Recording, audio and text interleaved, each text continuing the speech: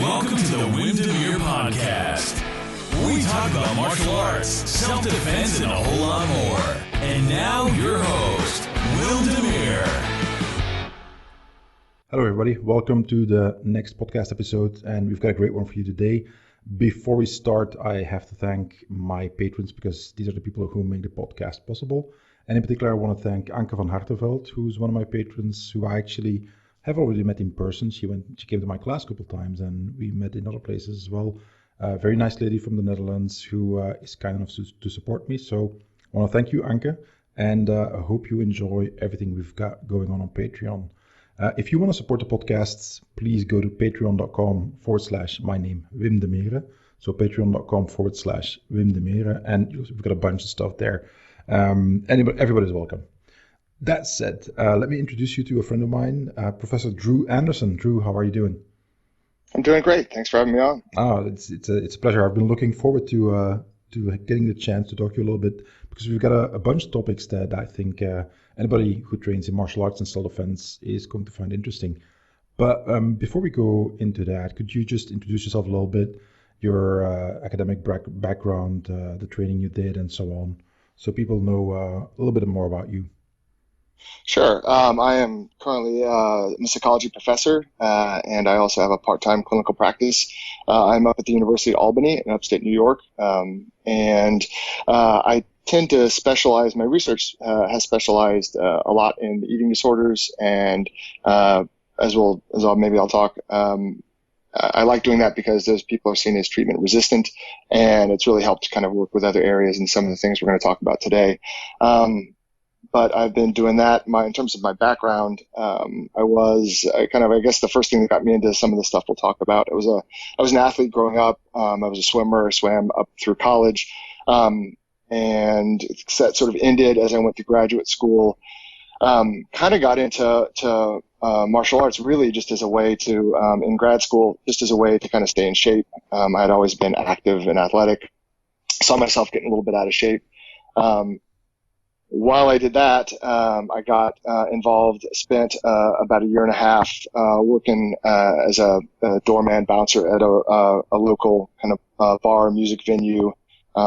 Wasn't, like your a biker bar, a really hardcore establishment. But it was a place where, we did have to take care of people and escort them nicely from the premises, if you will.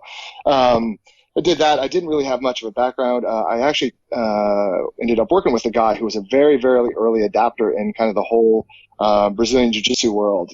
He introduced me to that. We trained a lot together informally. When I moved away on my internship, I moved to Philadelphia, got involved in judo because I realized that if you want to put hands on people, that judo seemed like a good art.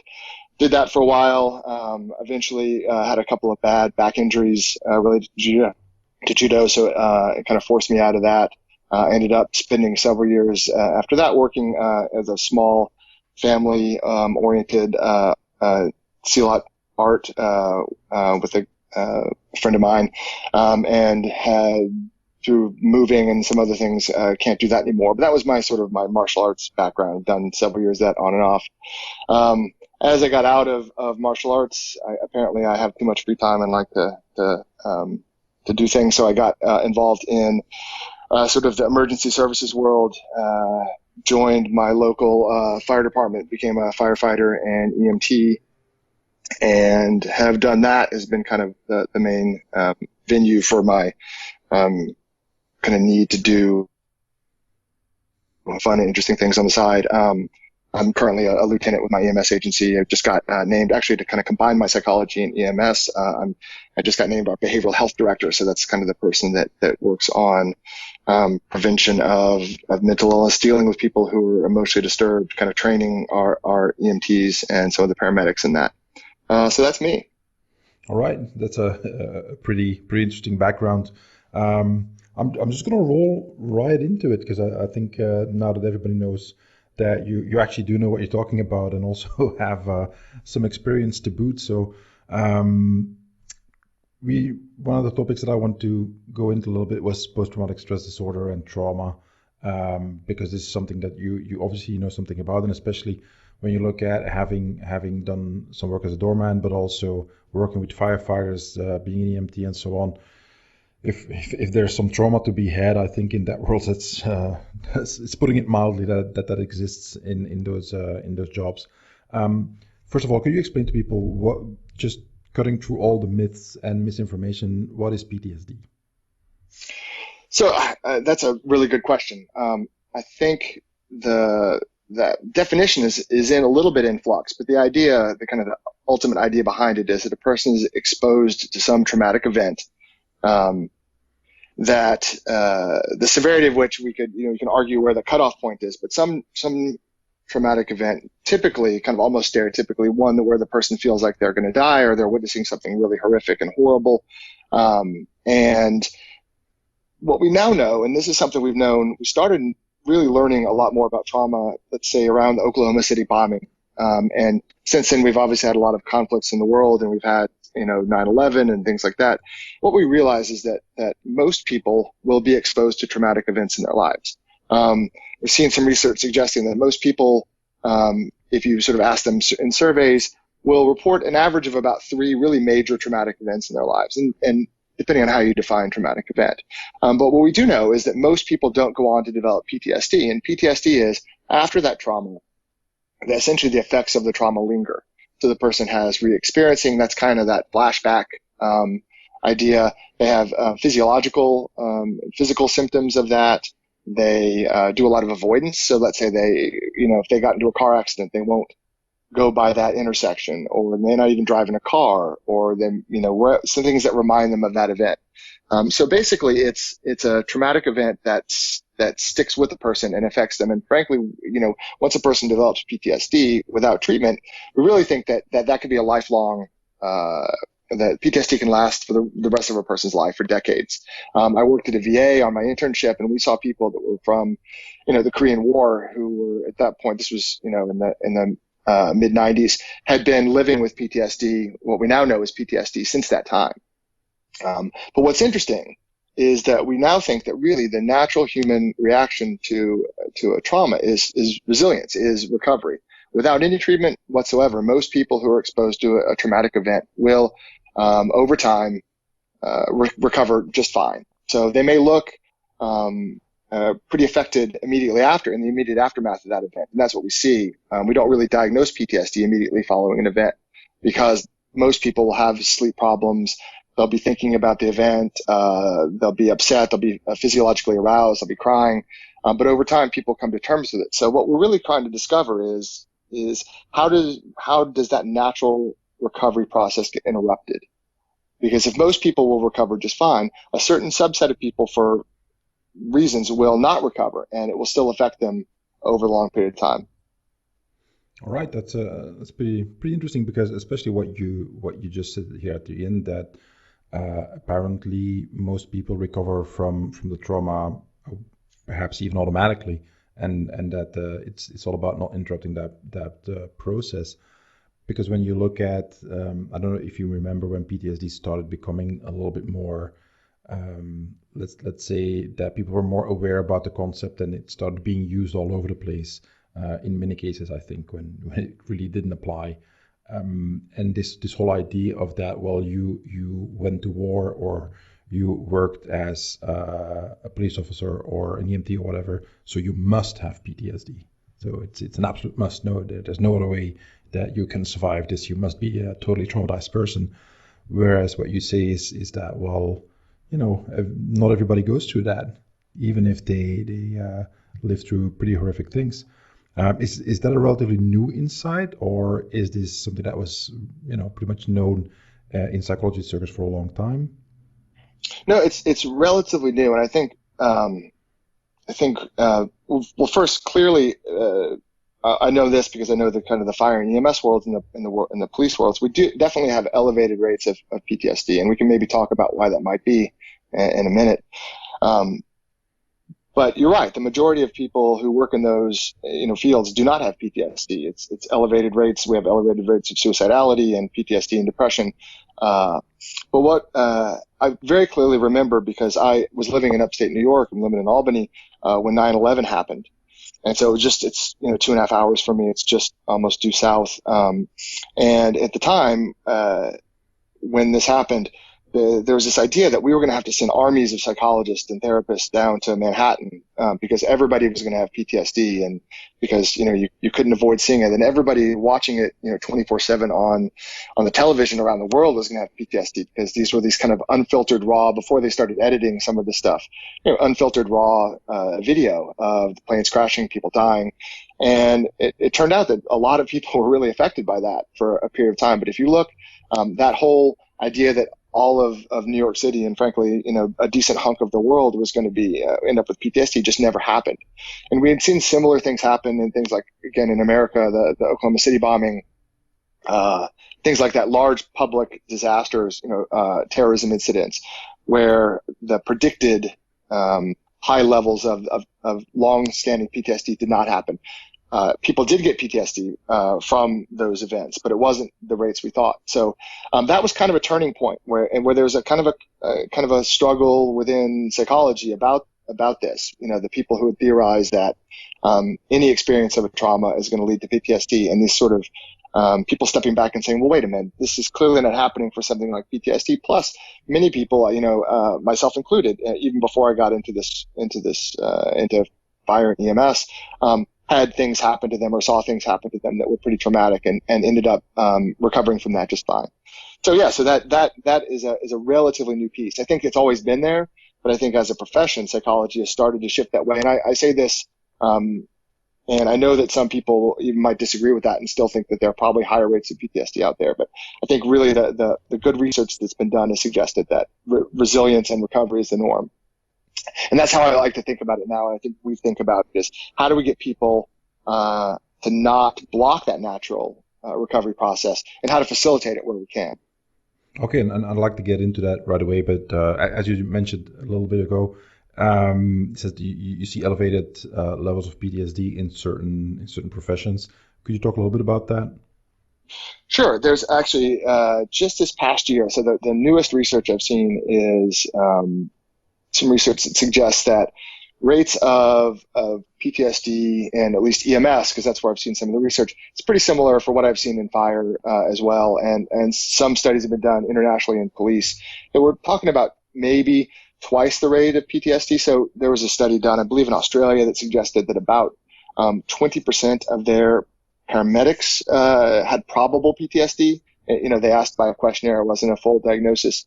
We see, unfortunately, rates of suicidal ideation and suicidality about 10 times the rate of normal in fire and EMS. Obviously this has been a big issue in the military as well, with high rates of suicidality and PTSD. Some of that also related to kind of the traumatic brain injuries we're seeing these days. What I think is happening here, because we also see this in other professions. So it's not just fire and EMS. So there are rates of PTSD and suicidality in, let's say, emergency room nurses and emergency room physicians that are also pretty high, much higher than the general population. And so one of the things I think that is happening is that people are exposed to a traumatic event. So like I said, most people, let's say, will be exposed to, 3 major traumatic events over the course of their lifetime. Well, you could see 3 traumatic events on a shift, as an emergency room doc or as an EMT paramedic. So what I think we're seeing is that there's kind of, in a normal trauma, you have time to process that. You have time to kind of work through it. You have time to talk to your friends about it, time to kind of think through it and make sense of it yourself. And if these things just keep hammering you one after the other, and combined with physiological disturbances, and that's most typically lack of sleep. So, you're an ER doc, you're a paramedic, you're a firefighter, you're working 24-hour shift. You've been awake for 22 hours and you see some horrific car accident. And that may affect you. So there's kind of this interaction between your physiology of insufficient sleep, you're caffeinated, and the trauma coming one after the other. It doesn't allow for that processing and that recovery time and the downtime that people need to kind of work through it. So that's why I think we see higher rates. So where most people might be okay, and this is again where you might see this in wartime, most people might be okay, but if you're seeing, your friends get shot and you're seeing these things happen day after day, there's just not enough downtime to work through it. Yeah, and just before we started recording, you and I chatted about that a little bit, and I mentioned to you that I'm listening to recordings on history, in particular the history of the First World War, where the term shell shock became popularized due to all the way that the war was fought, and that it was kind of let's say frowned upon because you were looked Right. at as a deserter and executed in certain cases. Um, but moving on, there's something else. I mean, I like to stay in the practical as much as possible when we do these podcasts. And once people have a better understanding of how you explain that PTSD works, not everybody goes through it. I'm pretty sure some people will think, well, how do you know if you have it or not? So is there anything you as an individual can do, or signs that you can recognize, or what if people are with that question? How can they handle that? So I think in terms of do I have PTSD or not? I think that's interesting. What I typically tell people is I would not trust your reactions immediately following the event, right? Because by definition, a traumatic event is traumatic. If it's not traumatic, then you're able to handle it just fine. So expect that following a bad event, whether that be a car accident, a combat trauma, anything in between, that you're going to be you're going to feel sad, you're going to feel panicked, you're going to have physiological symptoms, you're going to try to fall asleep and it's going to be running through your head. So immediately after event, it's absolutely perfectly normal to have those situations. They're typically not that predictive of PTSD. Maybe there's some research that suggests that maybe really extreme reactions to the point of like dissociation, where you feel like you're outside your body, may be predictive of later PTSD. But even a pretty significant negative reaction immediately following the event doesn't really predict anything. So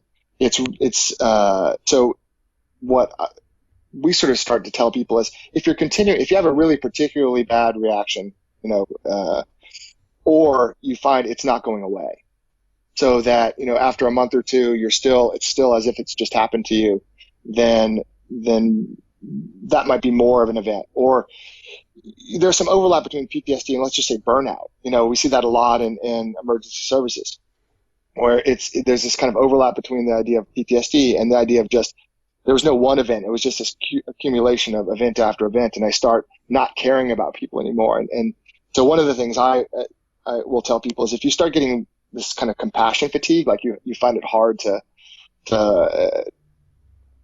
feel sorry for people or to empathize with people, that might be time to start thinking that you might need to talk to somebody. So either there's continuing reactions for a longer period of time, or there's just accumulated, cynicism and kind of burnout where you just lose that. Often, people get into emergency services and police and fire and that kind of work, and because they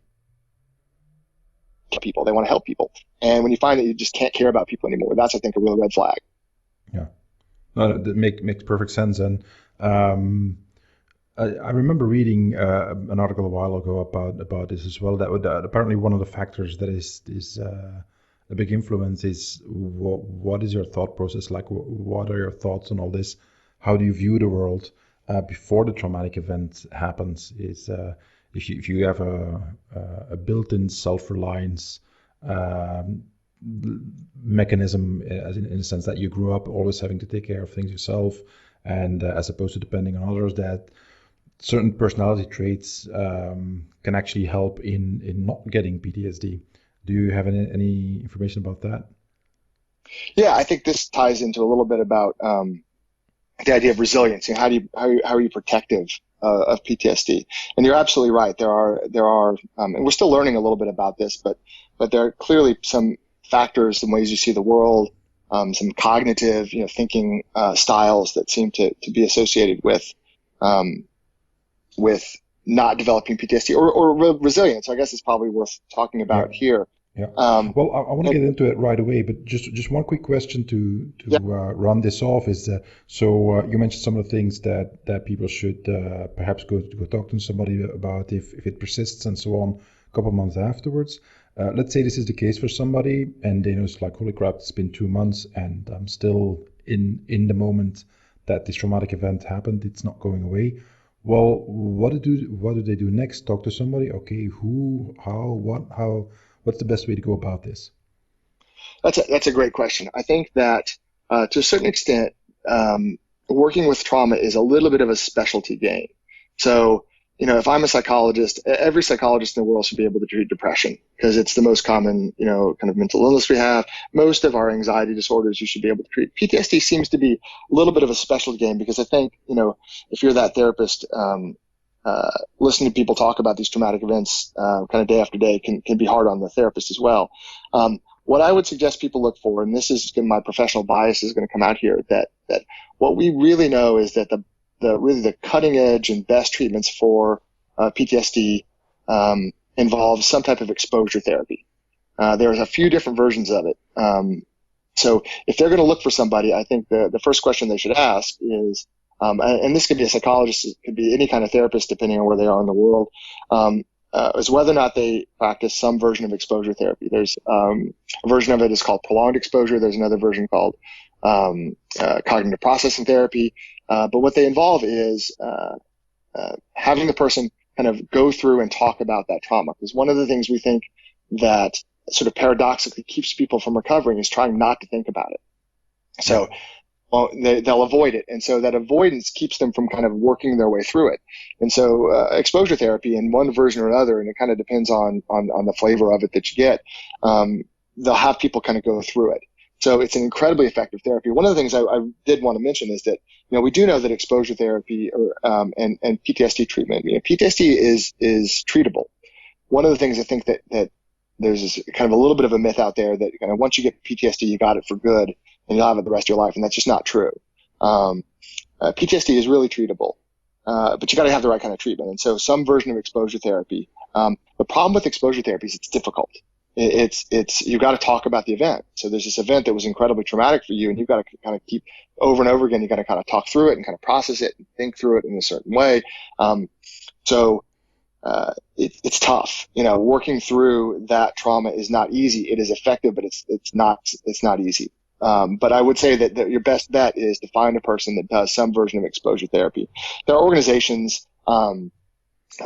The Association for Behavioral and Cognitive Therapies, or ABCT, is an international organization.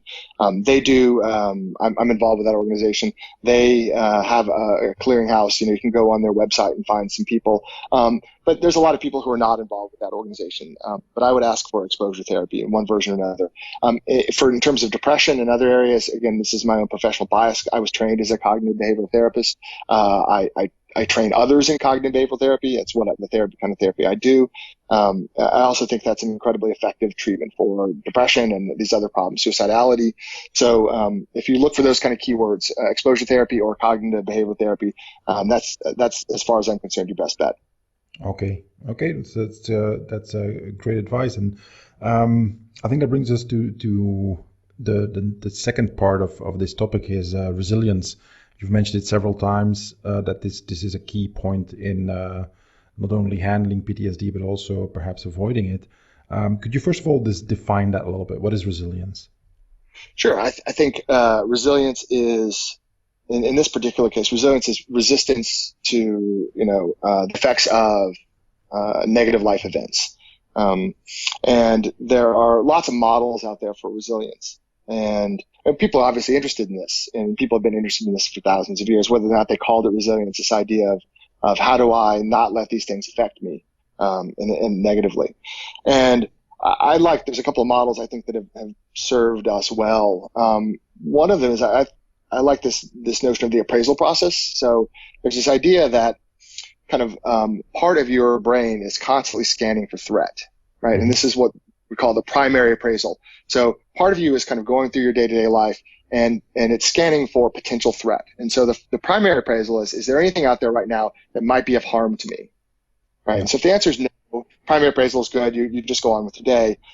If there is potentially something that grabs your attention, and then you move on to this sort of secondary appraisal process, which is more of the notion of, okay, this is a potential threat. Am I able to handle that?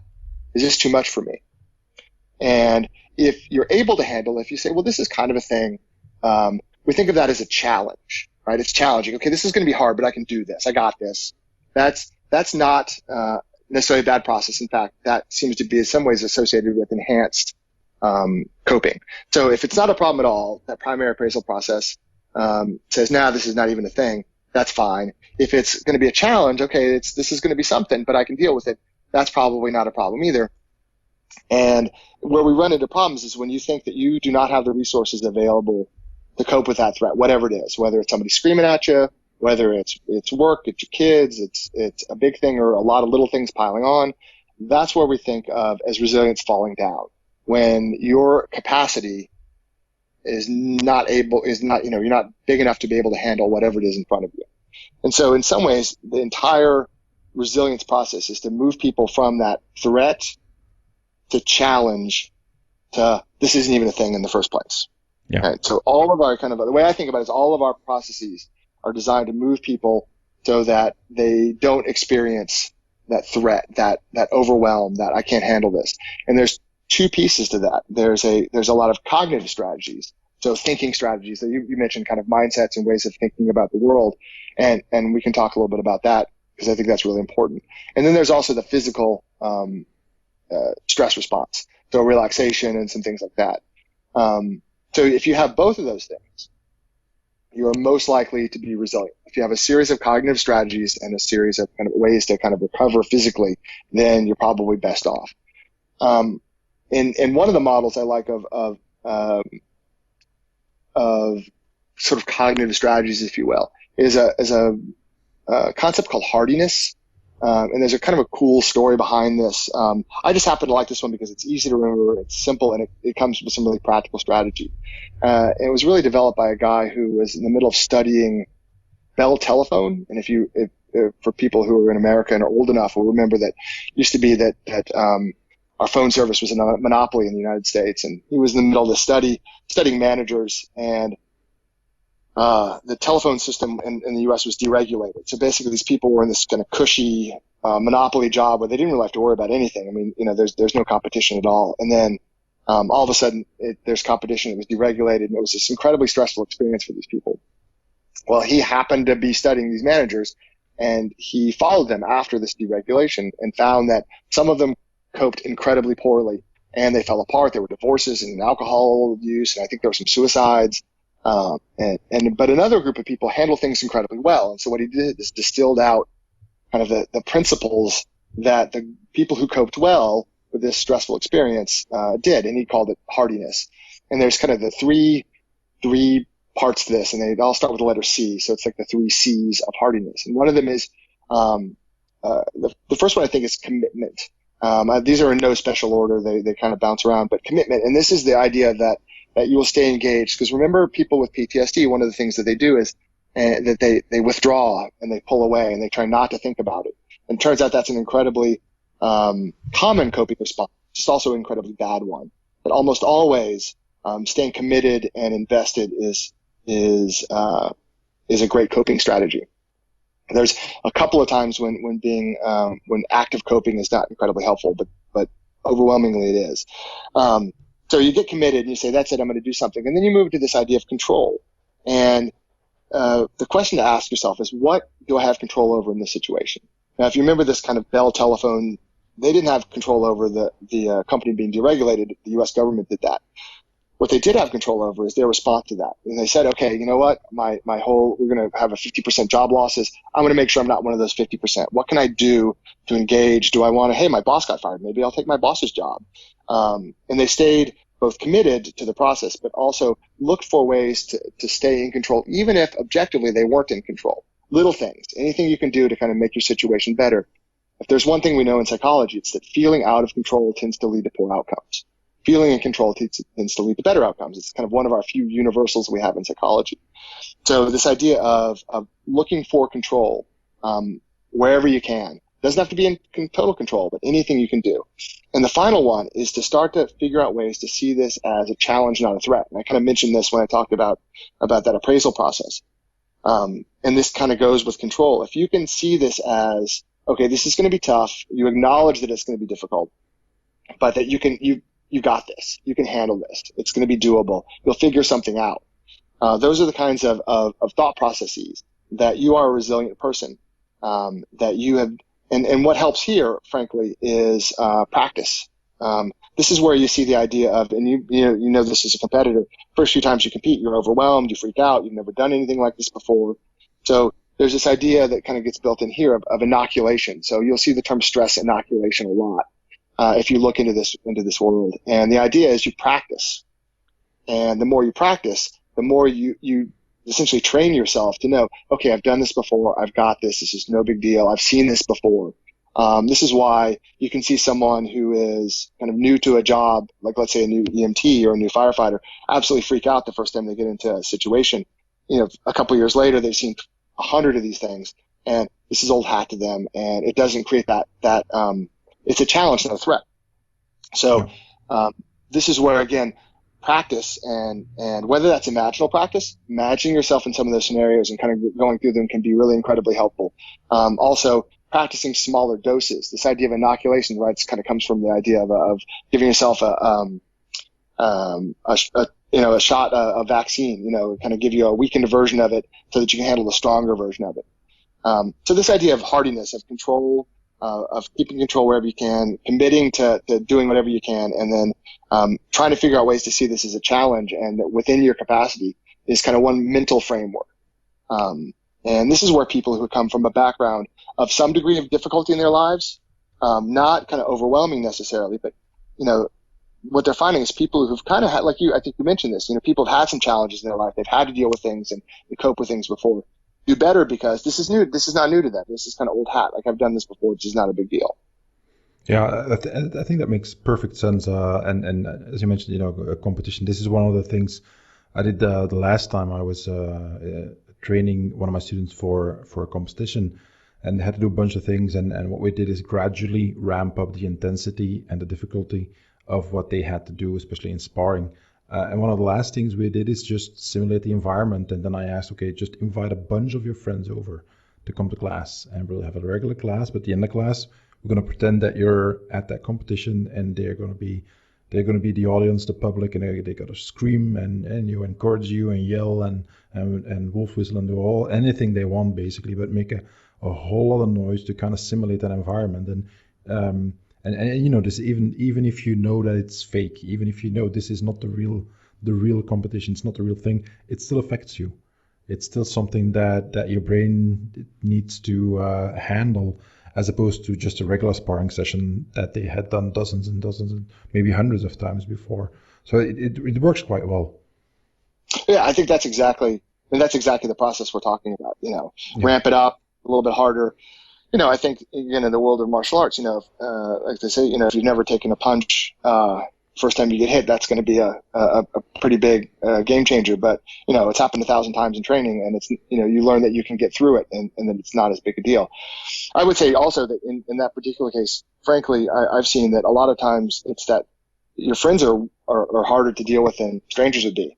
So in some ways, having your friends kind of come in, that fear of embarrassment, or like I'm going to look like an idiot in front of my friends, could actually be more of a potential kind of threat than the real event. So that's exactly the kind of process we're talking about. Yeah. Okay, and you mentioned that there's kind of two aspects to resilience. So there's on the one hand your mindset, and on the other hand,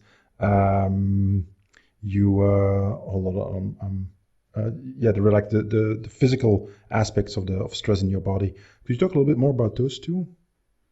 Sure. I would, as part of this, I think the one thing that it's really important for people to know is that you got to take care of your organism. Like you got to take care of the physical self, so that those cognitive strategies work incredibly well. But if your body is dysregulated, there's only so much they can do. You can only, you can't outthink exhaustion. You can push much further than you think. That's one of the things we know from kind of works on high performers, whether those be kind of your Navy SEALs or whether they be your elite athletes. People really can push themselves much further than they think, but there is a physical breaking point.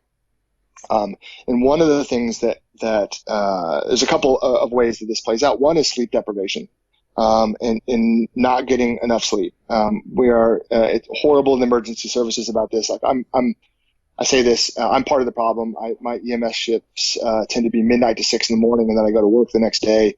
And so if I've been up, I I can feel the difference myself.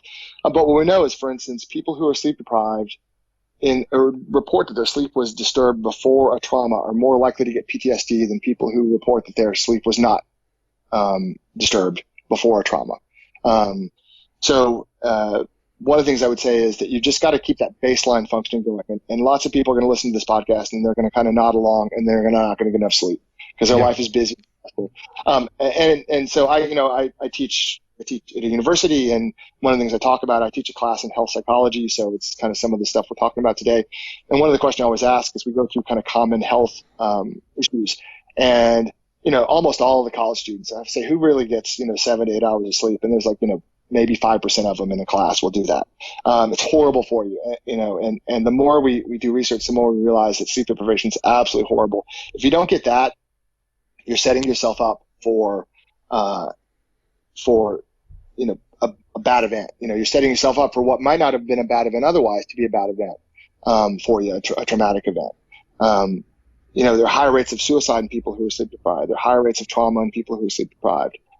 It makes you more likely to make mistakes. It makes you more likely. Everything seems more effortful, and that includes some of kind of getting through these kind of events. So the first thing I would tell people is that you got to get your sleep. You got to, and how much is enough sleep? A little bit individualized. People say 7 to 8 hours, 7 to 8 hours in there somewhere. I think some people need more. Everybody thinks they need less. Chances are it's probably not you. But he's like, oh, I can work on 5 hours of sleep a night. I'm sure you can function on 5 hours of sleep a night, but you're probably not doing as well as you could otherwise. One of the things that happens with sleep is you don't realize how impaired you are when you're impaired. You tell someone to get 8 hours of sleep for about a week, and they start to feel so much better that then they realize what they were missing. So that's number one. Then the other two is physical relaxation. We don't use relaxation in PTSD treatment itself the way we used to, but I think that we use it in terms of prevention. And one of the kind of the metaphors I like is you've got to equal your effort in recovery have to be equal. So if you're putting out a big effort, you've got a big hard day. Let's say you've got a long run and you're an athlete, or you have a really bad series of events. Something happens to you. You need to recover more. So you need to kind of think about big stress, big recovery, little stress, little recovery. There's a million ways to recover by relaxation, whether that's listening to music, playing with your kids, just putting your feet up on, in a chair and staring out into the sunset. But what all of them are trying to do is to disengage the stress responses in the body. So you've got a couple of stress systems in your body that overlap. You've got your kind of fight or flight, technically the fight, flight, or freeze reaction, that sympathetic nervous system, the adrenaline system that we have. That system engages in more rapid fear-based responses. In more chronic stress, you have a system that your body produces something called cortisol, which is a stress hormone. It's also chronically really bad for your health, might even affect things like brain function and over time. So you want to turn these systems off, and physical relaxation is a great way to do it. All of them involve engaging your parasympathetic nervous system, and that's kind of your recovery system, if you will. Your sympathetic nervous system and this kind of other system, your HPA axis, stress you out. Those are involved with stress. What you want to do is engage those body systems to bring you back to normal. And so there's, like I said, there's a million ways to do it. I think they're usually devoted to kind of body-based or somatic-based relaxation methods, and then more cognitive-based relaxation systems. I happen to like a couple of them a lot. In particular, I really like for physical professions, I really like progressive relaxation training, or progressive muscle relaxation, as a strategy and a system that people can use to help relax themselves. But it's a learning system. You have to kind of figure out how to use it. And just for the listeners, we're going to talk about the relaxation program that you teach in a little bit. So stick around for that part at the very least, because it's going to get really interesting there as well. And just tagging on to this here, this is something that I've been teaching for a long time. I started learning about progressive relaxation back in high school, so it's just ages ago for me. And I've been working with it ever since, and it gives great results. I've taught it to a bunch of other people. It's one of the key things I teach in the workshops that I do about managing stress. So it's incredibly powerful when done correctly. So I think that we're not going to get into it too much now because we still have another topic to handle as well. But I think we've done quite an interesting talk already about PTSD and resilience and how to do that. Do you have any resources that you think that people could visit or books that you could recommend or anything if they want to dig a little bit deeper even still? I think that if a person has full-blown kind of PTSD, there are a lot of kind of self-help groups out there, or peer groups, if you will. You see this a lot in the first responder world of kind of peer coping, someone to talk to. And I think that is incredibly therapeutic. I think that it's incredibly helpful. Having friends to talk to, a social circle. One of the things I think you'll see people will describe as, I can't bring this home to my family. Right. I don't want to tell my wife or my husband or my kids about the dead bodies I saw or the event that I saw so this idea of having someone, a kind of understanding other, could be incredibly helpful, but I don't think that's enough in a lot of cases. So I really do say that at some point, this is kind of like first aid. Peer support could be like first aid. It can prevent stuff from getting worse. It can take care of some things, but at some point you got to go to the hospital. You got to see a doctor.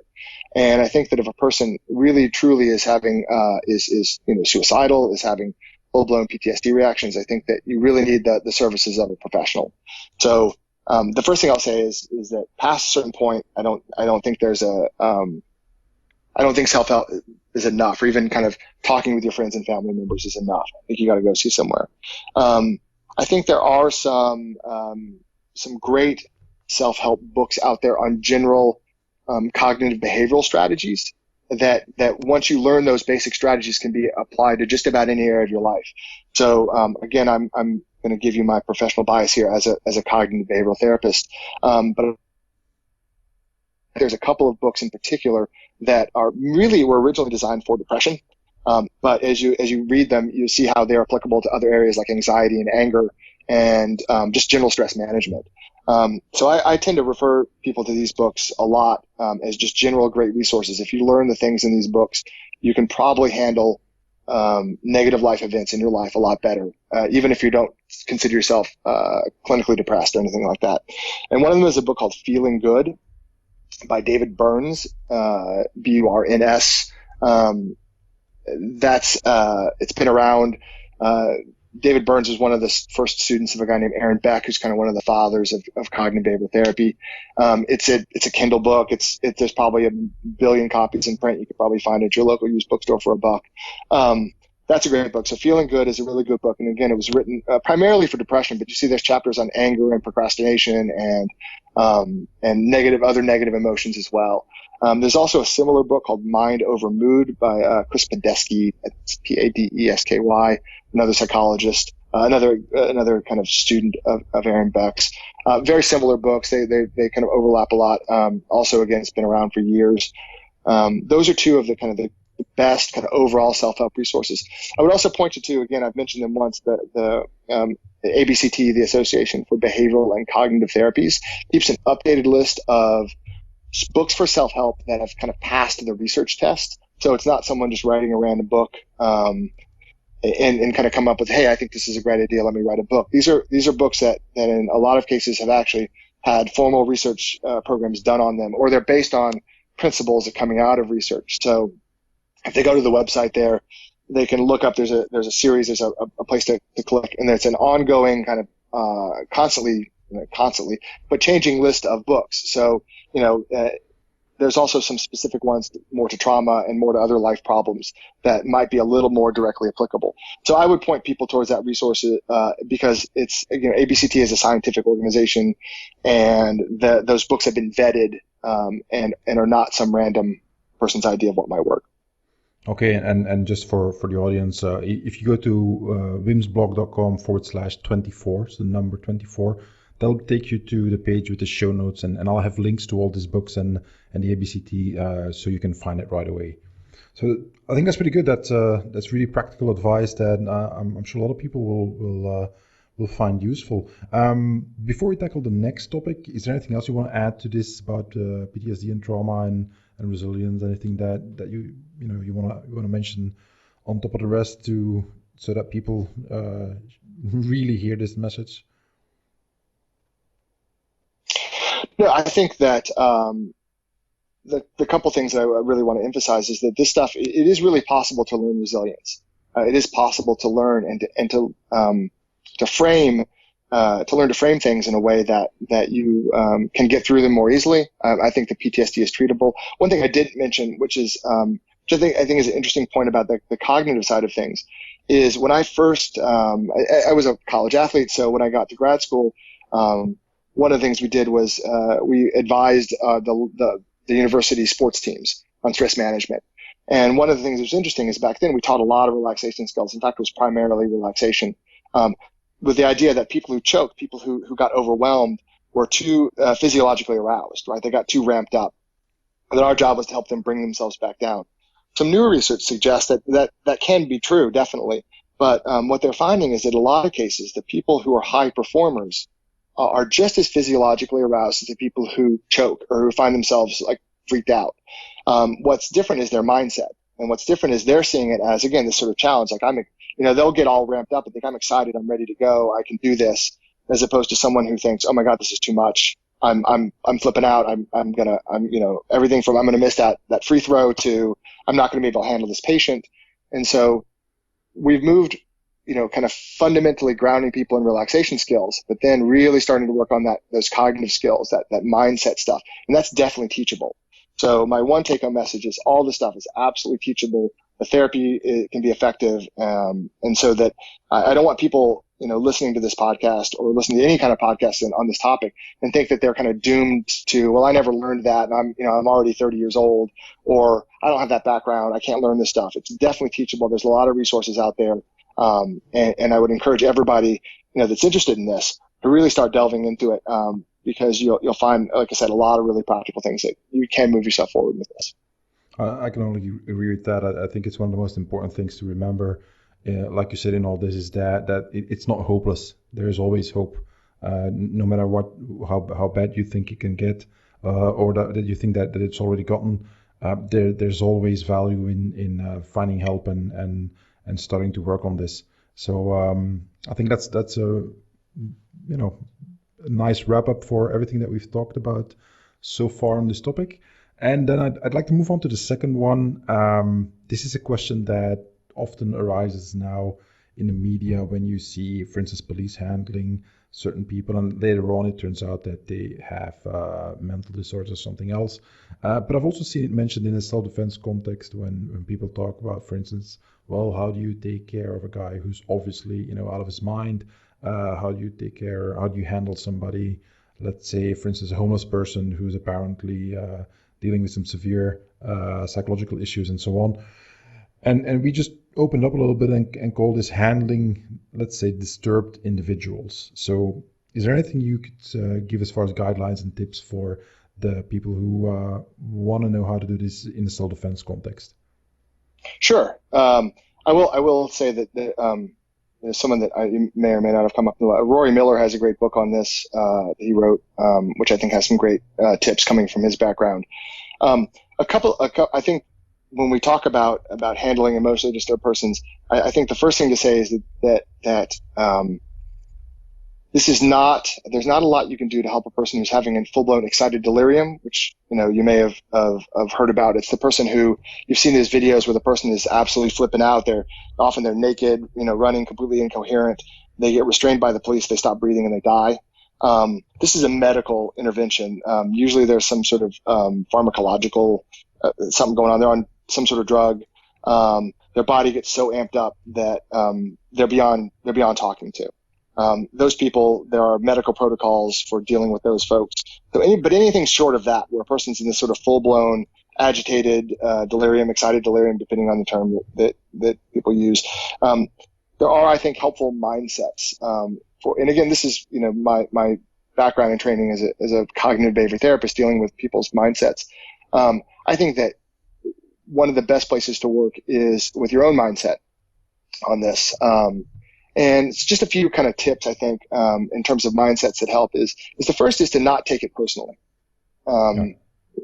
Even if it seems personal, even if the person is saying I hate you, they're pointing it at you. It's, I think that, people will say, sorry, it was the was just drunk. They say that people will respond. I had that actually happen when I was working at this bar when I was bouncing. Broke up a fight one night. It was a big fight, and this one guy was giving me a lot of yelling at me and calling me all sorts of names. And the thing is, this is a little guy. I'm not a little guy, and this guy was really, really small. And I thought it was kind of funny. I gotta stop you there, Drew. Okay, so you're tall. So everybody, okay, right. Drew is tall. Not over that, but yeah, I'm like about somewhere 6'4"-ish. So this guy was, maybe like 5'5", and he was yelling at me, and I thought it was kind of, So we kicked him out of the bar, and I said, fine, come back. Next day I'm working, and he comes in for dinner. They're sober, and he's like, oh my God, I'm so sorry. And it's like, fine. That was last night. This is today. You can come on in. But if you take it as it's not personal, if this person is in the throes of something, I don't care, if it's, and then maybe you as a person would not let that affect you. Maybe this person has a bad day. Maybe they got fired from their job, and so they go off and they have a couple of drinks and they're angry and they start mouthing off.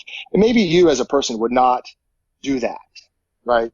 But the way I like to think about it is this person that may just not have those resources that you have. And so I never take it personally. Someone yells at me, someone screams at me, even if it's personal, it's not personal. It doesn't mean you don't deal with it. But what I see where I see people is that, what people call it, it's the monkey dance.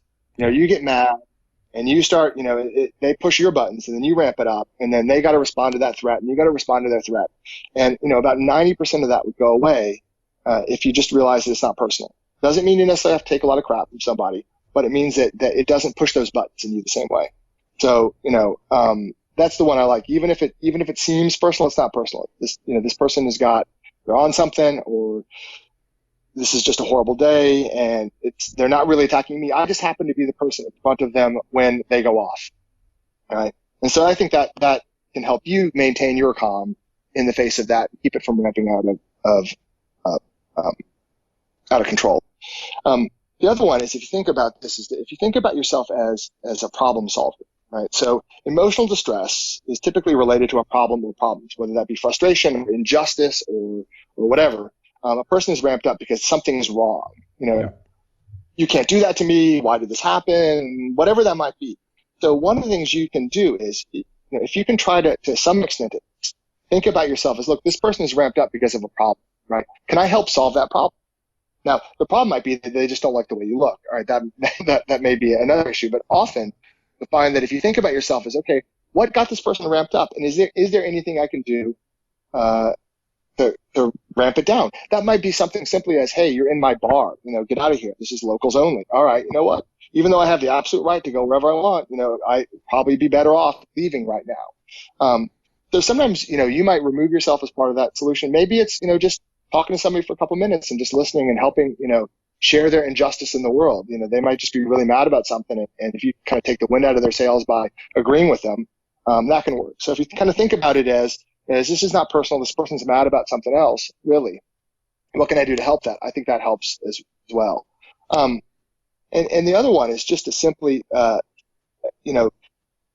people are capable of doing horrible things to other people when they depersonalize them, right? When you see that person as an other, that's one of the things we found is that that's what they train, soldiers to do, is to think about, the enemy as not as human beings, And so I think the reverse of that is, if you're trying to kind of calm people down, it's try to make some sort of connection with them. Again, not always possible, but if you think about you caring about this person as a person, not as that, the kind of that whatever stereotype, that jerk, that label that you put on them, but as an actual human being, and whatever you can to kind of get them to do that kind of building that empathy back and forth can be helpful. None of these things, are guarantees, but what they do is they minimize your side of the equation, right? You don't have really that much control over that other person, if at all. You can definitely make things worse though, right? You can definitely ramp things up. I mean, I think all of us know those people in our lives that seem to be able to press other people's buttons in just a way to like make them angry and upset and pissed off. You want to be the opposite of that person, right? Yeah. Your job, I mean, if you think about it, is your job is like, this is not about me. My job is to kind of bring things down. And so I don't necessarily have a script to say. I have seen there's a group of people out there that do something called verbal judo. It was developed by a guy who, I believe, a PhD in English, who went and became a cop. And, There's a book, and I'll put a link in the show notes. But there's a really good book. I have it. Yeah, and so I think they've got some kind of actual verbal techniques for how to kind of disarm people verbally, and I think some of that stuff is great. You know, I've seen some of their stuff. I've seen a couple of videos of them in seminars and stuff. So there are some verbal techniques. I'm not a verbal judo guy. I don't know that stuff all that well. But I think what I'm saying is that there are some mindsets you can take into it that will help keep yourself calm. That maximizes your side of the equation, because you got control over you. If you don't let things get out of hand, you're more likely to be able to kind of at least, and if it goes physical, I'd much rather people handle a physical altercation, not when they're out of control themselves, whether they're angry or overwhelmed. So the more you can kind of keep yourself in control, even if you do have to end up doing something physically, you're more likely to be able to do it with control and with precision. Yeah, no, makes perfect sense. Like you said, there's not necessarily a script that you can follow, but what would be, is there anything you can say when to help people prevent missing cues that things are actually going horribly wrong, that whatever they're doing, because they don't have the experience, because they don't recognize that they're talking to somebody who's disturbed or who has a mental illness or whatever, and that they're actually not being aware of the danger that they're in, and that whatever they're doing from a mindset of, well, I'm just talking to somebody like I'm talking to a regular person, that's not really helping. It's actually making everything worse before it gets to the point where actually violence is going to happen. So is there anything you could give as far as recommendations or tips to avoid that, or how can people spot that? Oh, that's a big topic right there. It's difficult. I know it's I think it's really good. Yeah. Well, I think first of all, I think you said it, is that you've got to have awareness. And I think one of the things that some people have lost, and that may be because of their background or whatever, the awareness that things can go physical. Right? So I think some people are just not aware because they don't have that background, or maybe they would never hurt somebody, or it's out of their kind of a way of handling problems. There are cultures, there are people where handling things physically is just what you do. And so I think that if you add kind of mental health issues or emotional distress into that, it can just make things worse. Or frankly, there's some people who just think that they don't need to be emotionally disturbed to have physical reactions, physical solution to a problem. So I think being aware, just broadly speaking, that this could turn physical. And we could talk basic awareness skills. There are some things that people look for. I've seen, videos on how to tell if a person's, face blanches because they had that adrenaline dump. And I think some of that stuff is interesting.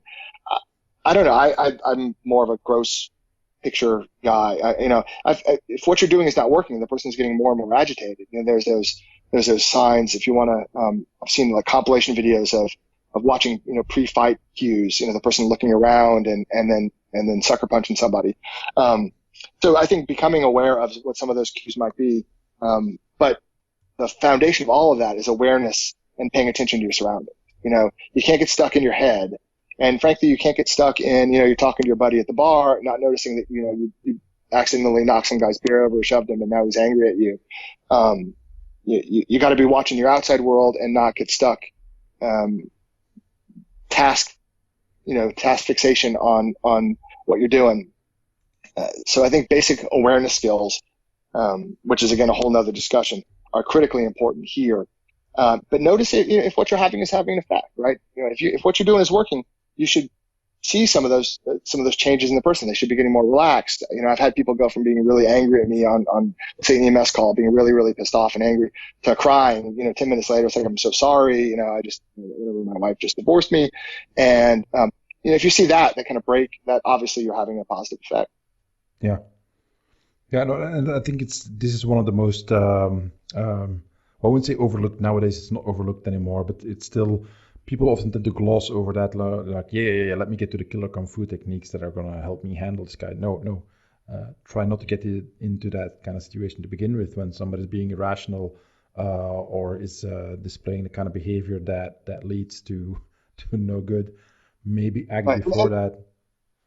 And I think it's also easier because, we're not 20 years old anymore. Yeah. And I know 20-year-old me would be listening to me now and be like, oh yeah, right. No, it's much more fun to, or I can handle these guys. And so I think that, hopefully with age comes wisdom. And I'm still waiting, man. I know, yeah, I'm definitely got the age part, but I'm still waiting on the wisdom part. but I think that you're absolutely right. I think people want the killer move, and avoidance and prevention never gets any credit, because if you avoid it and prevent it, nothing happened. You don't get to be, you don't either get that check mark in your mental box of like, oh, I was able to take this guy down or whatever, or I handled that situation. We see this in medicine, we see this in public health, we see this everywhere. Prevention never gets any credit, because if you do it right, there's never a problem. Yeah, nothing happens. It's boring. Nothing happens. Right, it is. It's boring. And so, going through your life going, I trained for 20 years and I never got to use my skills. Well, if you did it right, you got to use your skills all the time. They were just a different set of skills. Yeah, I totally agree. It's one of those things that reminds me of a story. This was, I'm blanking out. I think about 15 years ago, one of the first times I went to the United States, and I was in this huge supermarket and just watching in this aisle where there were a gazillion magazines and newspapers and so on. And I was just standing there all by myself. It was in the middle of the day. There was nobody there but me in that aisle. And I'm standing in the middle of the section with all the magazines. And this guy, walks up to me, and he was maybe like in his mid-40s. And there's plenty of stuff to look at. And he comes standing right next to me. And he leans over to grab whatever magazine. And I say, excuse me. And I step off to the side. So I was clearly in his way, I guess. Right. Yeah. He looks at me and he says, "Don't apologize. That's what women do." I'm like, you know what? You're right. And I turn around and I go away. Yeah, right.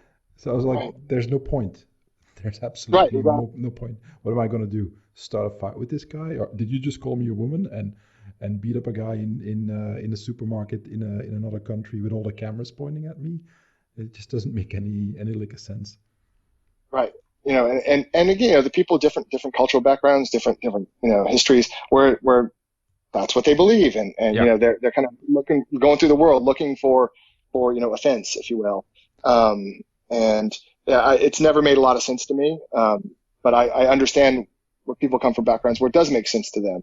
And I think that if you're trying to get to that place in your life or that time when you're trying to not have to deal with this stuff, whether they be legal consequences or physical consequences, right? We're both older. I mean, you get hurt now and you stay hurt, you don't heal up like that, right? I'm at this age, I wake up and, I can remember, some of the things that I've done in my life remind me every morning when I try to get out of bed. So if you're just trying to, think about handling these things with more finesse, then prevention, makes a lot more sense. It's tough. It's hard to handle from an ego point of view, Yeah.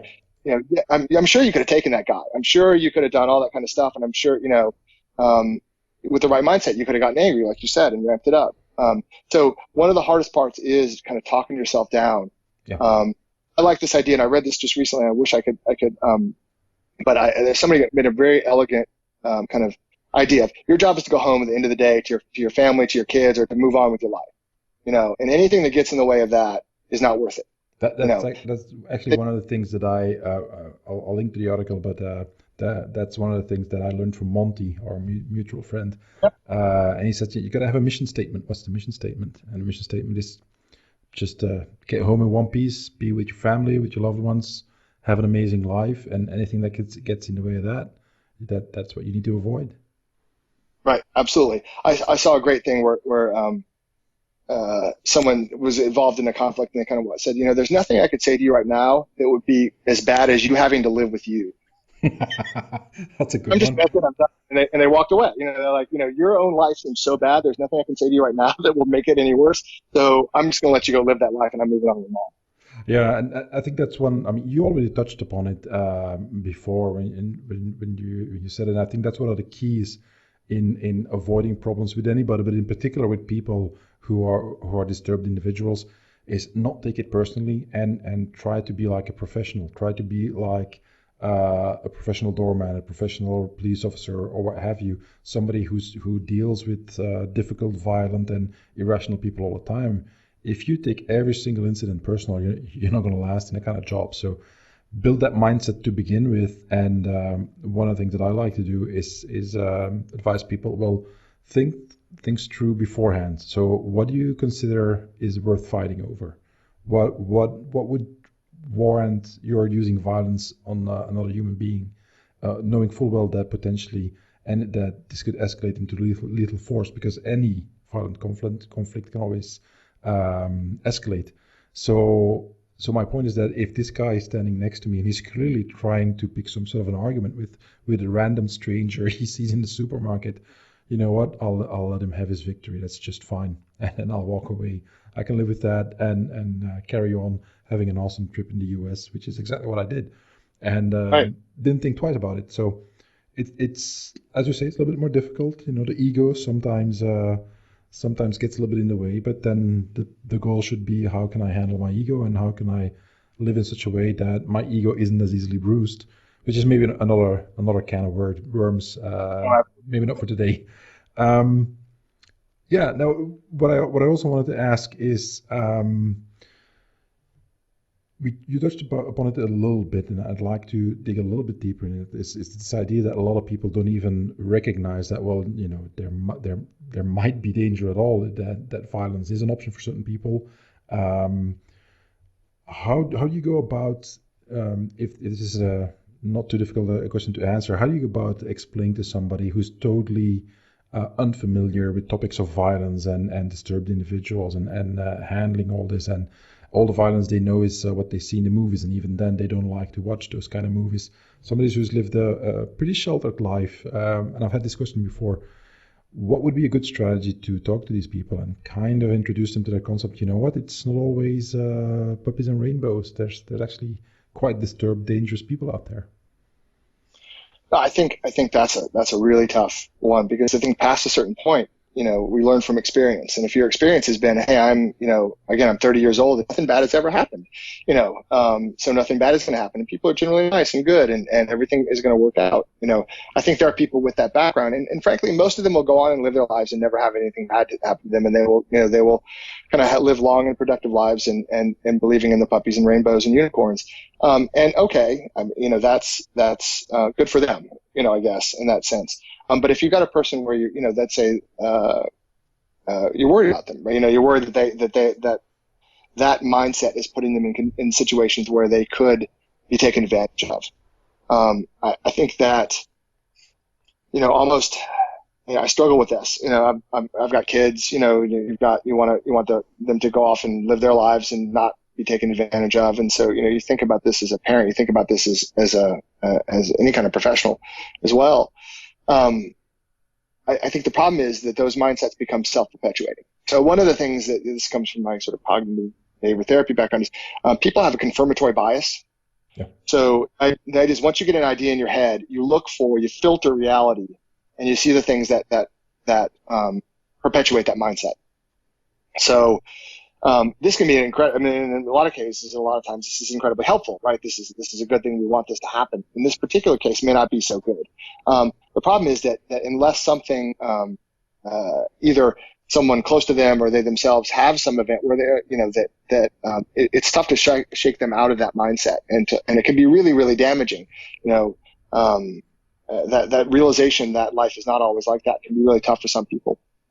Again, most people will kind of come to terms with it, but so I don't have any easy answers for that one. I wish I did. I think that there are some people past a certain point, they're locked into that mindset, and it's only going to take a particular life experience to get them out of it. Hopefully, it's not a major life experience. Hopefully, it's you know, if it is something we're like, wow, I dodged a bullet there. You know, I got to rethink these situations. You know, you'll see people who will deliberately, you know, I'm thinking of you know, in particular, sort of like, you know, Jeff Thompson, the kind of classic, you know, guy who wrote some of those bouncer books. And, you know, he said basically, I took a job as a bouncer because I wanted to, you know, to kind of immerse myself in that experience, because I realized that, you know, life was like that. I wanted to be competent. But that's not everybody's, you know, that's a pretty, I think, extreme solution. So most people are not like that. I think that, that life, you know, fortunately, unfortunately, has a way of knocking some of this stuff into us as we go through. You just hope people take the right lessons out of that. Yeah. That was an incredibly unsatisfying response. No, it's fine. It's a difficult question. I had the answer to that. Yeah, but I don't. I think, again, I see this, you know, because I work with people, and I see sometimes people have this idea, good or bad, stuck in their heads, and just incredibly resistant to change. And it takes some good knocks to have them rethink their position.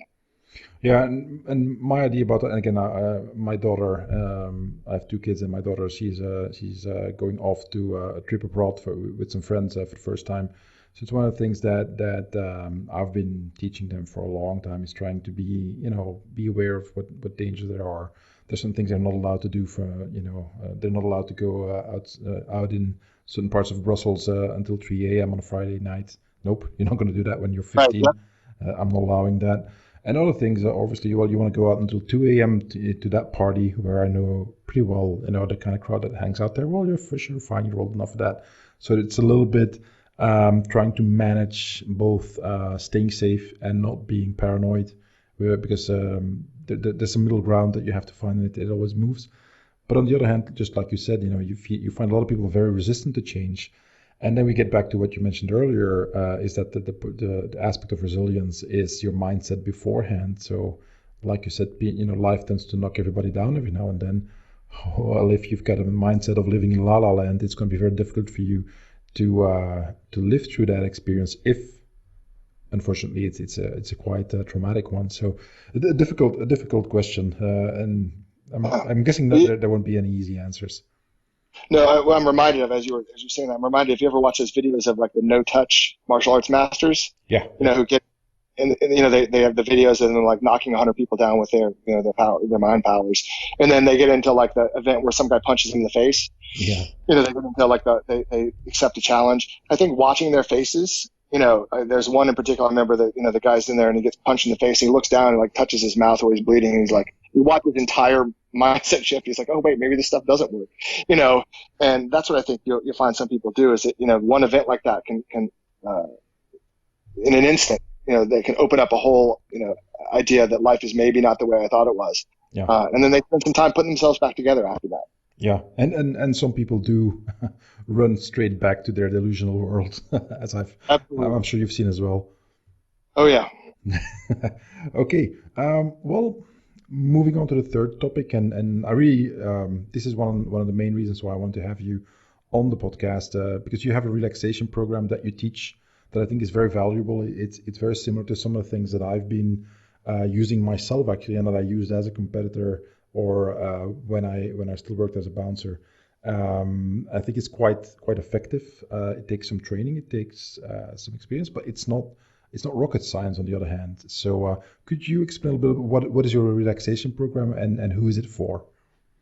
Sure. So I kind of came to this, out of my judo experience. Actually, the sort of triggering event for me was I was at this point I had my PhD. I was a psychologist. But I was also doing judo, and I was a brown belt at I forget exact what level.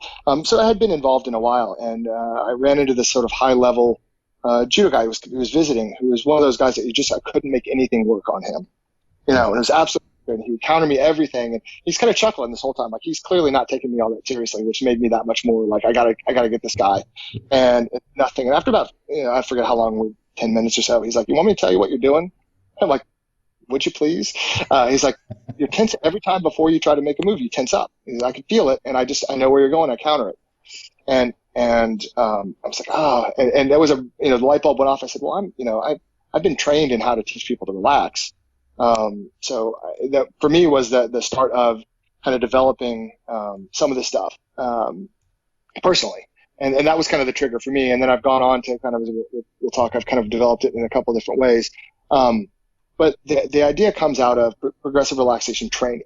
So there's progressive muscle relaxation, or PMR, which is just a system of it's one of the ways to tense and relax your muscles so that you develop a really strong awareness of your own body tension. And most people, I've been training people in this, since I'm going to say the mid 90s, somewhere in the early to mid 90s. So a long time as part of my psychology. And what you'll see is most people use it as a simple relaxation technique. So it's no different from, again, listening to music. They'll learn to kind of tense and relax their muscles, and it'll help calm them down, help them get to sleep, help them with some anxiety. Maybe they do it a little bit before they have to go public speak or something like that. And they kind of take it at this one kind of lower level. What interested me is that you can develop this with some strategies and some techniques to a much higher level, so that you can actually kind of handle muscle tension and stress live, if you will. You don't have to kind of save it up to the end of the day and go sit in your bed and relax at the end of the day. you can actually do things like develop relaxation triggers, so that with some sort of trigger, an internal trigger or external trigger, it'll make you sort of automatically relax. So I've built in a kind of a trigger breath for relaxation for myself that I can go to whenever I find myself, whenever I catch my muscle tension going up, or I'll use it, if I'm going on a call that whether it be fire or EMS, it seems to be like it might be a pretty big deal. I'll find myself automatically doing that. So you can take this kind of basic skill of, like you said, it's not rocket science, it's tensing and relaxing muscles systematically. But what you can do is you can build in two things. One, you can build in triggers for yourself so that you can learn to relax on cue when you find yourself getting tense. You can also learn to live your life, if you will, or to go through your day using a minimum amount of muscle tension. And this does a couple things. There's obvious, martial arts applications, like with me, where if you tense yourself up and try to throw a punch, or in my case try to throw somebody, you're actually slowing yourself down. You're telegraphing things, so you're less effective. But also just you use energy when you don't need to use energy, right? And so learning to become very aware of your own muscle tension and very aware of your own stress levels, so that you can kind of on the fly systematically release those tensions, can be incredibly effective. And so I developed it, a couple of versions of this for martial artists. A mutual friend of ours, I developed a program for some of his students a while back. And I've also done the same thing for runners. I'm also a runner. I run occasional ultra marathon, and so I like doing these kind of really long distance runs. And if you're really tense, it saps your energy. So I've got a program that I've kind of worked with and tested on some friends of mine, on learning this differential relaxation when running. So any kind of physical skill it can be effective for, whether that be martial arts or running or a lot of other athletic performances, with the idea that you don't want to have no muscle tension, because then that's not effective. But you got to find that sweet spot where you're getting enough to be effective and enough to maximize your performance, but not too much that you're sapping your energy and your strength. Yeah, and this is one of the things that I also found that a lot of people kind of have an instinctive grasp of, but there's also a lot of misunderstanding when we're talking about competitions, whether it's forms or full contact, or it doesn't really matter what martial art that you do. A lot of people lose the fight beforehand because they don't handle their stress correctly, or they are too much in a high state of arousal and tension before the fight, and it drains them of energy, and then once they get into fight, they don't perform well. So there's a part that's one aspect of where I think your program can really help a lot. And the same thing if you are in a violence profession where you have to face people or difficult situations, is just managing your levels of tension can be a huge benefit to handling that correctly. And I particularly want to mention what you said is that what you did with your program is building in triggers, which I think is a key point that is also often overlooked when people talk about this, because it's, to use a bad analogy, it's kind of like flipping a switch in your mind to get a certain result. And I did this a while ago, and I wrote about this for one of Lauren Christensen's books, and I think it was Solo Training, but I have to look it up anyway. What I did was basically try to implant several automatic responses in my mind as a preparation for when I have to actually fight, whether it's in the ring or outside, and they were very specific. And I think that process can be incredibly valuable. However, you have to put in a little bit of time. So could you maybe walk us through a little bit, so how much time would it take for somebody to get started with that and get some decent results when we talk about, for instance, somebody has a mixed martial art or a Muay Thai fight coming up, or somebody is going to start as a security agent or a bouncer, and they know that they're going to face stressful situations in, let's say, a month, 2 months. I mean, what is realistic when people start your program that they can expect results? Yeah, that's a good question. I think that, the simplest, the physical relaxation, that's 20 minutes, right? You learn the process to go through the muscle relaxation or any of the other relaxations, 15, 20, 30 minutes. To build in those triggers, I typically see people take about 4 weeks or so, because what you want to do is it takes practice, right? It's a practice event. It's a numbers game. You got to put in your repetitions. So you've got to get, you got to learn to that awareness of your own muscle tension.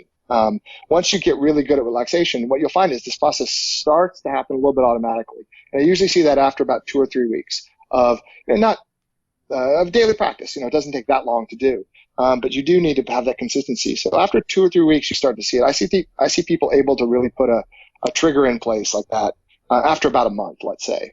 So it's not an incredible amount of time, and it's not a lot of time investment. What I find interesting is most people don't do it, like you said. I think that a lot of people use the very basics, which is fine. They use that kind of basic level of relaxation, but they don't. What I think is the more useful stuff and the more interesting stuff is this kind of stuff that, it takes a little bit of time to put into. But, I've done a lot of things for a lot longer for a month for probably smaller benefit. It's funny you mentioned this because this is one of those things where I started doing this with myself, again, years ago, back when I was still back in grad school. And it's one of those things that's kind of instinctive in me now. I catch myself doing it, but to me, a lot of times it'll happen almost below awareness. Like I'll get in that situation and I'll find that it kind of automatically triggers my trigger, if you will. And then I'll find myself kind of doing that and bringing myself back down. And that's just years of doing it, but it doesn't take that long to kind of build that initial first trigger. Yeah. And I think that's one of the aspects that you sometimes see in, especially traditional martial arts, where, for instance, I know for a fact in certain forms training, this is, for instance, part of the salutation that you do in the beginning and at the end to kind of flip that switch in your mind and practice that over and over again, amongst many other ways in which this is practiced in traditional arts. And it's overlooked because I guess a lot of teachers maybe don't teach it anymore or don't teach it as explicitly anymore. But it's a critical part, I think, in if you practice martial arts for self-defense, of training your mind just as much as you train your body. And any chance you get to train that is like what you just said, you have to get the reps in. So if you're going to do a form 100 times a year, well, that's 100 times that you can actually practice training your mind to control it and to control your body. So speaking, just practically speaking, so it takes about 20 minutes to learn the relaxation part. How much time would people have to spend every day to get really good results, like you said, in about a month that they can implement the trigger? Does it take a lot of work, or is it how much time would be reasonable? It gets easier as you go along. So I typically have people start with doing a full kind of very systematic relaxation, which probably takes 20, 30 minutes a day for a week or so. Then what you do is you start to get more efficient with it. So, in progressive relaxation, you start using tensing and relaxing larger groups of muscles. So you start with kind of very specific 16 muscle groups and you move to 7 into 4. So that the goal is that even if you're using just a basic relaxation, within a few weeks, you can go from being sort of stressed and tense to being relaxed in about 30 seconds. So you put in, you put in a lot of that work that first week or two with, 30 minutes a day, maybe 20, 30 minutes a day. And then you get where it takes 5 or 10 minutes, it takes 30 seconds. I like to say one of the reasons I like doing progressive relaxation is you don't need 45 minutes in the yoga mat, for the rest of your life. You can do this once you get good at it after a couple of weeks. You can do this in the space of 30 seconds, or once you get like a trigger within seconds. So, really not very much time at all. Yeah. And how would be the best way to start with this for martial artists? Do you think this should be a good thing to practice at the end of class, or should they do this completely separate from the classes? What would be a really good training regimen for them?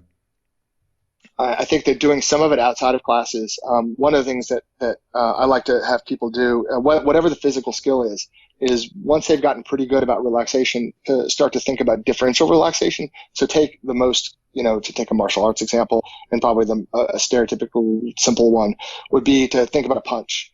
Would be once a person gets really good at relaxation, to essentially to super slow-mo that, and to go like quarter speed and really examine muscle tension. And you can do this as part of class or after class. Maybe take a couple minutes to take a very simple move and practice it very slowly, and then increasingly, move up to speed and try to see where you've got inefficient muscle tension in your movements. You can't do that with sparring, right? That because it's going too fast. So if you take 5 or 10 minutes and just take one simple move and start very slowly and say, oh wow, I didn't know, but my other shoulder is way more tense than it needs to be, or why is my fist so tight when I'm halfway through this punch, and then systematically dismantling, and then once you get back down to zero, to kind of move yourself back up to speed so that within 5 or 10 minutes you can execute something hopefully much more efficiently. So that's something a person could do in session, but it would have to be kind of a deliberate practice piece within that. Yeah, and that's one of the ways of practicing that I often see not worked on as much in class, probably because the teacher has a bunch of students and has everybody needs to get instruction, and there's a whole curriculum to get to go through. But it's a kind of practice I think is incredibly valuable, but it takes a relatively long amount of time to go through that one punch like you just explained. And I guess a lot of people don't see the value in doing it as you just explained, and just really slowing it down and really being aware of the tension levels so that you can actually speed this up. And just yesterday I was teaching somebody boxing, one of my clients, and he's a big guy. He's very strong. He hits extremely hard. We haven't been training for that long. I think it's about 6 months now, and I'm trying to make him more relaxed and more so he can hit harder because he hits faster with less energy. And this is the first time that really broke through his instinctive response of just trying to put his whole body weight and the kitchen sink into each punch. And at the end of we did about 5-6 rounds of really slow technical progression and correcting small things. And at the end of it, he was hitting faster than he ever had, with a significant amount of force that it actually surprised him. So I can very much recommend this approach to anybody, whatever martial art or self-defense system that you practice. There's a lot of gains to be had from this kind of progressive training, so that you have more control and more efficiency in each technique, often much more than you might think is even possible when you look at it from the outside. Yeah, I think you're thinking about the best people they're efficient. Right? It's talking about building efficiency, yeah. and relaxation helps you be more efficient. And if you're more efficient, you become more effective. Okay, what would be the best way for people to get in touch with you if they want to follow your progressive muscle relaxation program? They could probably the easiest way is to go to appliedrelaxation.com, and they've got that website. It's a little bit in transition right now, but they'll be able to get in touch with me there, and we can look at the programs themselves, the program itself, in terms of kind of the generic, not generic, but the whole progression from about 6 weeks, 8 weeks of training to go from kind of I know nothing about this to being really, really effective and efficient in about 48 weeks. All right, and I just want to mention to all of you listeners that Drew is been very generous here, and he's going to give you a 50% discount on his progressive muscle relaxation program. So all you need to do is contact him there. You go to appliedrelaxation.com and get in touch with Drew there, and you use promo code WIMSBLOG. So WIMSBLOG, WIMSBLOG. So WIMSBLOG, that's a promo code for you to get 50% off until September 15, 2018 to be exact. So don't hesitate, just go for it and give it a try, and you'll be surprised at how much you'll get out of it. Now, I'm just checking for time here. We've been going at it for almost an hour and a half, so I want to get through the Q&A quickly, because I had several questions from one from our Patreon crowd, and then somebody else as well. So I'll throw them at you rapid fire, Drew. Anything about helping with procrastination? Any tips you can give? So procrastination. There's some great strategies for that. There's a wonderful book that comes. There's a guy who's kind of specializes in procrastination. It's a guy Timothy, and I don't even know how to pronounce his last name. Pickle. It's Pychyl. He's got a book called Solving the Procrastination Puzzle. It's a paperback. It's a Kindle book. He takes a cognitive behavioral approach to procrastination. That book, Feeling Good, that I mentioned, has some strategies that are applicable there as well. So there are, you're probably not surprised, there are some mindsets that procrastinators seem to have in common. And different mindsets for people who don't procrastinate. And so he's got some really good ways to train yourself out of those procrastination mindsets into more non-procrastinating mindsets. Okay. Then another question from Wiebe. He has two that are very similar, so I'm going to mix them together. So, kind of how do you avoid being a low-level asshole to the loved ones when you've got a really bad day with a lot of stress, and for instance, you've got a lot of stress at work, you've got a project that is completely getting messed up. How do you stay calm and not lash out at your loved ones later on? Right. That's a great question. I think that maybe it's a three-part answer or quick. First is awareness. So, I think, when I mentioned it's not personal, one of the questions to ask yourself is this, am I really mad at this person? Is this, what's really going on here? So that awareness piece is incredibly important for, not letting yourself, kind of fall into that trap of saying, oh yeah, this person's just being a jerk. Well, are they being a jerk, or is it because that your boss yelled at you earlier today? Right. So awareness is the first piece. I think that there's a piece we only really touch on a little bit, but there's the self-talk piece here. And one of the main strategies of sort of cognitive behavioral therapy is handling self-talk. And so once you catch yourself and become aware of yourself getting upset, there's a phrase I like, and I don't know where I heard it, but I really love it. It's use your symptom as a signal. And in this case, use your anger, use your upset as a almost like a trigger, right? You're like, oh, I'm upset. What's going on here? And so it helps you stop, break that automatic reaction, and you can start to engage in self-talk, talk yourself down, right? A part of cognitive behavior therapy is teaching people to talk themselves down or talk themselves out of emotional distress or situations like that. But you got to catch yourself first. Yeah. And once you catch yourself, you can say, okay, wait a second. So I like to use that anytime you find yourself getting upset. So you go home and you're being a jerk, or you're angry, you're yelling at your kids. Notice that anger, notice that emotional upset, and say, wait a second, what's going on here? Am I is it really worth it? Am I mad at my son for doing that, or my daughter? Or is it something else? And once you're there, that'll break that automatic habit, and then it'll allow you to kind of have some more deliberative self-talk to get in there and to calm yourself down. The exact words that you use are going to differ from person to person, but that process of catching yourself doing it, breaking that automatic reaction, and then bringing yourself down might also involve some relaxation, but breaking that automatic reaction is the key. Yeah. Okay, great. That's a great answer. And I've got one more. Somebody asked about something very specific, and it's called tension and trauma releasing exercises by Dr. David Berceli, I don't know how you pronounce that, which is something relatively new that is apparently becoming popular to handle trauma. Could you comment on that? Is there anything you can say, from your perspective? Yeah, I looked a little bit at, I think that it looks like it's and there's a lot of these out there. So I mentioned there's a couple different ways to relax. There's kind of the body focused ways and the more kind of cognitive or thought focused ways. Progressive relaxation is a body focused way of relaxing. This looks like another version of that. It's not exactly like PMR, but it looks like this idea of releasing tensions in the body. So at that level, I think, anything that'll help you release tension is a good thing. What I don't know, again, I don't know this guy, I don't know this therapy. All I know is kind of a quick look at their website. What I didn't see is the more cognitive piece, how to handle and process the trauma. So the part of it about kind of keeping the chronic tension seems to be there. And like I said, there's a million ways to relax. This one, maybe another one. It's also pretty new, so it could be 10 years from now. There's all sorts of wonderful research on this. There just doesn't seem to be enough. Kind of the researcher side of me sees this as brand new, and I'm yet to be. I didn't see anything that really totally convinced me that this is like the new latest and greatest thing. It looks to me like another way to relax. I would be interested in seeing what they had in terms of kind of the help processing piece. I don't think that just doing relaxation is enough. Yeah, no, that makes perfect sense. All right, well, we're coming pretty much at the end of this episode. Before we move on, what are you working on right now? What are you doing right now as far as other stuff that we haven't talked about before?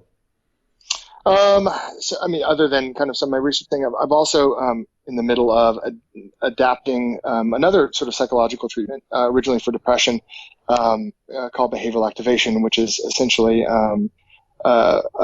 a different method of working with depression. It's within the cognitive behavior therapy world, and adapting it for people who are making major transitions in their lives. So it was originally, I started using it. Some of the people I would see in my practice were people going, let's say, through a divorce or other major life shift, and were really finding themselves, they kind of wake up and their life has shifted and they don't know where to go next. So it's a process for helping people.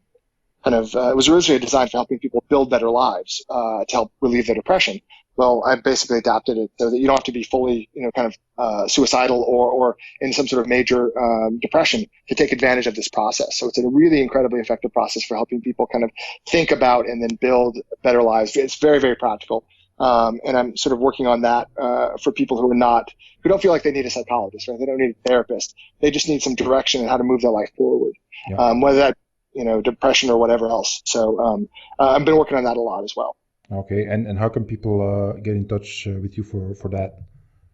The probably easiest way, I've got I have a university email. They can find me through the University at Albany in New York, but they've also got they can either find me through the Applied Relaxation website as well, or a Gmail account. I've got a drewaanderson@gmail.com. That is an email that can reach me as well if they're interested in that. I'll probably within the next few months have that up and running on a more kind of a separate website, more permanent basis. It's just kind of in kind of beta testing right now, if you will. Yeah. I like to make sure that everything that I do works. So I'm kind of working it through with some people first before it's kind of ready for prime time. But my guess is within a few months that's going to be up and going, and maybe down the road we can make an addendum or something and put a link to something there. But for now, as of whatever we are in 2018, to just catch me those ways. Yeah, I think it might be it's going to be very interesting because a lot of people are in situations as you just described, divorce or difficult breakup or just life a little bit in upheaval, not necessarily a traumatic event, but definitely a challenging one. And like you said, some guidance and coping mechanisms and ways of actually putting yourself back on track is for sure a great idea. So I will add a link to that email address as well to the show notes so people can get in touch with you for that. All right. I'm just going over my list here. I think we covered pretty much everything. And anything you want to add as far as final words go, or anything you want to mention? No, I would say the same thing I said before, is that all of this stuff is very, very teachable, very, very learnable. And you said, nothing is hopeless. We've gotten really, really good at helping people with even really, really major traumas and negative life events, stressful situations get better. So I like to think people about you can move from a pretty bad place to I don't know, let's call it a neutral place. And then from there to kind of use some of these strategies to really enhance your life. And I would encourage everybody to kind of think about that process of kind of constantly moving themselves forward. And luckily, we really do have some good and effective strategies and treatments for people, no matter where they fall in that continuum. All right. And I think that's one of the main reasons why I wanted to have you on. So, you as a professional could actually, say this to people who I think might not really think it all the way through, and if they're in a difficult situation, not see the light at the end of the tunnel. So with a little bit of encouragement that they know from somebody who's actually doing this professionally that, well, you can get better and you can get help and you can improve your life, even if you think you can't. It's very much possible. So on that positive note, I think we're pretty much at the end of the show. So I want to thank you, Drew, for taking the time. This has been awesome. I hope that the listeners can find a lot of use for everything that you shared with us. I will have all the information, all the links to the books and the websites that Drew mentioned at wimsblog.com/24. So wimsblog.com/24. And then you can see everything there. So once again, thanks a lot, Drew. Appreciate it a lot. Thank you. Yeah, appreciate you having me on. All right. So this is great. This was episode 24. Everybody, thank you for listening. Again, go to the page for the show notes. If you want to support the podcast, please do so on Patreon. And if not, I will talk to you next time. Thanks for listening to the Demeere podcast. For more information, go to www.wimsblog.com.